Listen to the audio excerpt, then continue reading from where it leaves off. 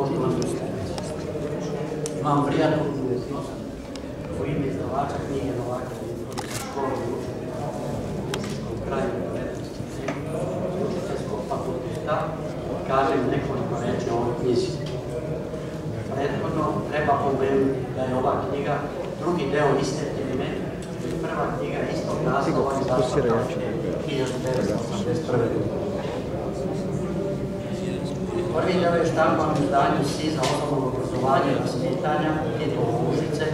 Prva knjiga objavljuje građu koja je nastala u drugoj polovini 18. vijeka i sve do izlaska Turaka iz Užica u 19. vijeku 1862. Autor je drugi deo rukopisa nazvao istim nastavom, sa nastavkom drugi deo i nastavio sa 1863. Građa za ovaj period završava ovoj knjizi 1880. godine. Verovatno je želeo da nastavi sa periodom od 82. do početka Prvog svjetskog rata. On mi u vezi ove priče o istoriji školstva u nevezanom razgovoru svojevremeno to i rekao.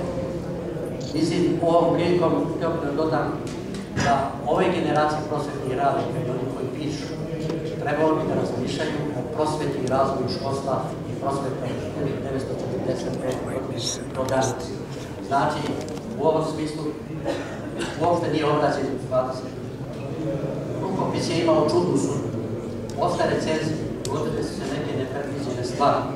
Rukopis je vraćen autoru, SIZ-ovi se ukidaju i nema institucije kojoj bi se vratio rad štampanja rukopisa.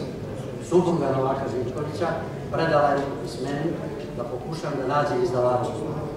Zahvaljujući razumevanju čekara učiteljskog fakulteta, doktora profesora Krstivoja Štinovića, koji je prve prihvatio činjenicu da ako ovo ne izda fakultet nema kod drugi, preuzeo je inicijativu.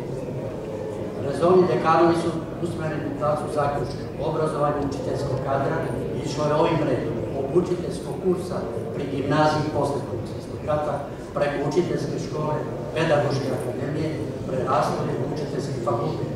Logično je bilo da učiteljski fakultet uradi izdanje ove knjige. Dakle, istorija prosvete od učitelja preko nastavnika do profesora je istorija učiteljske visokoškolske ustanove. Konačno nešto o knjizi. Kao i sve knjige Novaka Živkovića, i ova suštinska je knjiga, da upotrebim parafrazu naziva jedne knjige iz književnosti, priča napravljena magazin.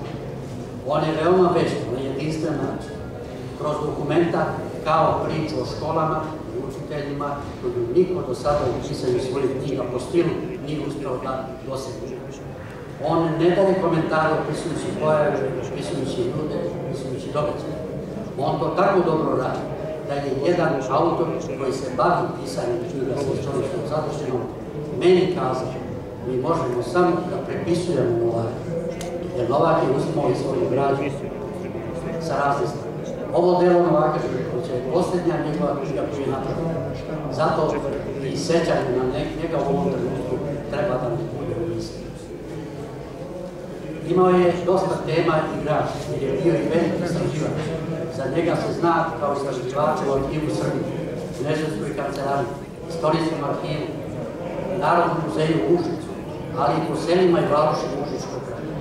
Šteta je za istorijsku nauku, što nije još malo dio među nama. Mišljena smo da bi ovu knjigu u svakom selu, gde sada i nema škole, jer nema đaka, kao svetu knjigu trebalo imati i čuvati. Pogotovo zbog toga što imamo mnogo sela koje su imale škole i svoje učitelje, a sada nemaju ni škole ni učitelje.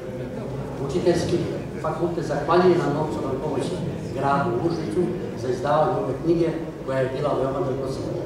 Izdavač je učiteljski fakultet, recenzenti su bili profesor dr. Ivana Marković-Lebru, profesor Milena Guščević, knjiga je štampana u preduzeću Bratis u Užicu u 300 knjiga.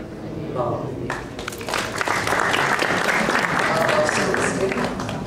Svaki kraj na svog večera.